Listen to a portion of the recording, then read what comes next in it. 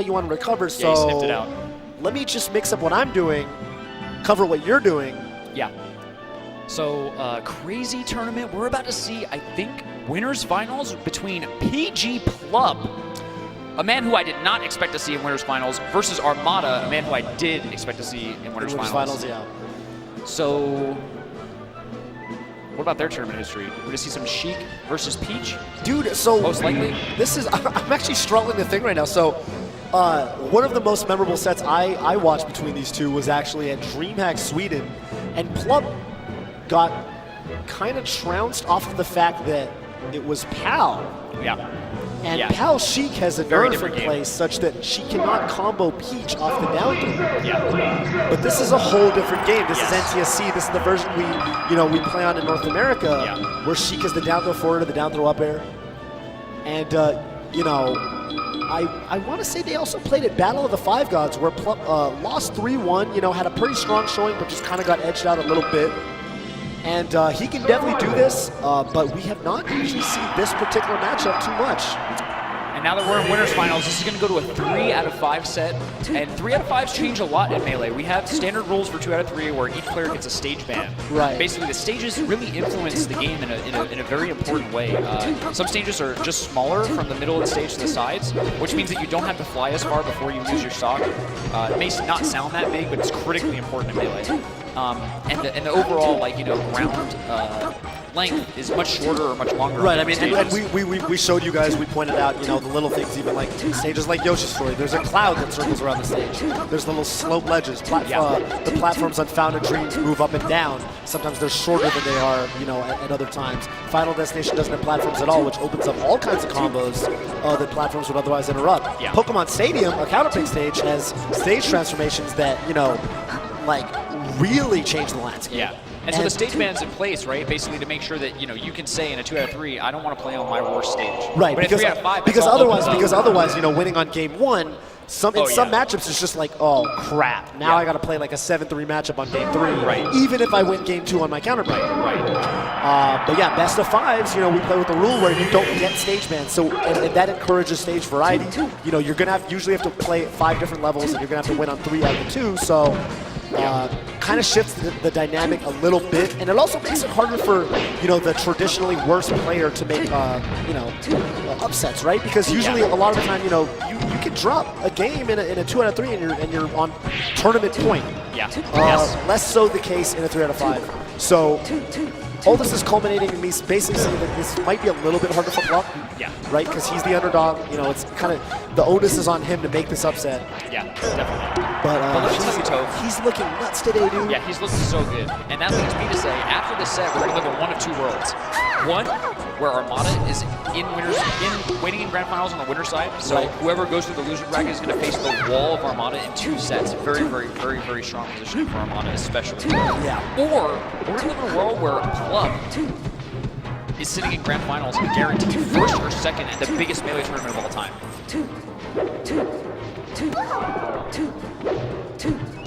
All right, good pressure for Plup. Armada makes his way back in the middle of the stage. Oh, that down tilt is so sick for Peach. It's basically like a low-profile move. Very, very deceptive where Peach's hurtbox actually is when she down tilts. And then it pops you up almost like a Falcon Stomp.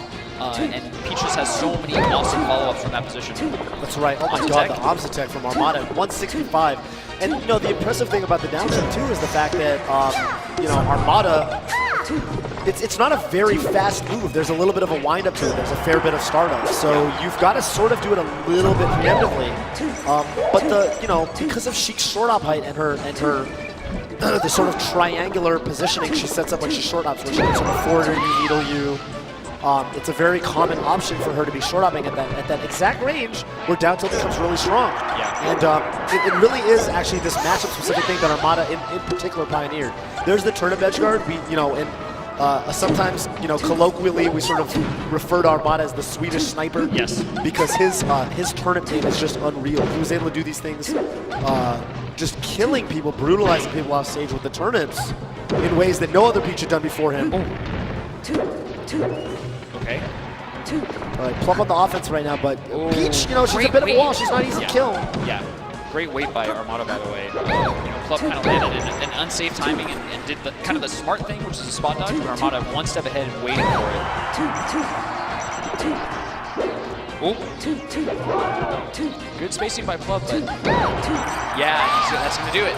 So, okay, Plup definitely clawing back. You know, he was down for pretty much a full stock, and now it's like a half stock. Right. Off stage, let's see if he can make it back. Oh, and you know what the awful part there is that you kind of need that really juicy waveland to get back versus right. turnips. Because you want the most remaining time on your ledge invincibility as possible, but to do that you got to put yourself in the risk of SDing, which is exactly what happened to Plup. He suicided with a tech flow.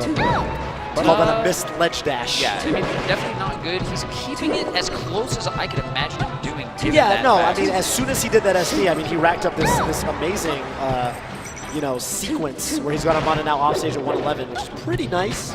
It's a great read by Armada, by the way, to come down with that down air. I feel like if he tried to keep floating, you know, Plup was going for that up air, so the timing on Armada, you know, just it's basically like counter to timing. Yeah. Wow, what a backer from Plup, evening it up. He said, you know what, maybe I didn't need that song. Yeah, yes, versus Armada. Oh, whoa, oh, wow. The positional mix-up from Armada, floating around him, wavelining back onto the platform, nudging him off. I was actually wondering, why did Plup just get hit in the face by that one turnip? It looked like I guess he was trying to grab it. Yeah, that was a stitch. I did not realize that he grabbed a stitch. Wow. Yeah, Plup is just sick like that, I guess. Yeah, no, he's definitely... That's something that people have been doing very recently, actually. I don't know if you... Where Plup made it look like he was going to up onto the platform, but he goes just hair below where you land, so you fall, and you land on the ground. And sometimes you bait the opponent into like being like, oh, I see, you went for the platform, and they go up there and try to hit you, and then you're out of there. Kind of reminiscent of the old Silent Spectre Falcon up B mix-up. Yes. Except Sheik, like, I don't know, it's way harder for Sheik. No, once she up needs B's, it. once she up B's, she could barely an aerial drift. For a long time. It's like you can't. So, and that's why you never see. If you could, you would see Sheik's edge cancel off platforms, but that is like not really a thing. No. So here's my That's a lot of damage. Yeah. Here's my analysis of what's going on and what I think that major problem is that Armada is just getting in way too easily. Like if you let Armada in and Peach more generally, she thrives on all of her mix-ups. Yeah. Where if she float cancels in front of you, you know, you kind of have to.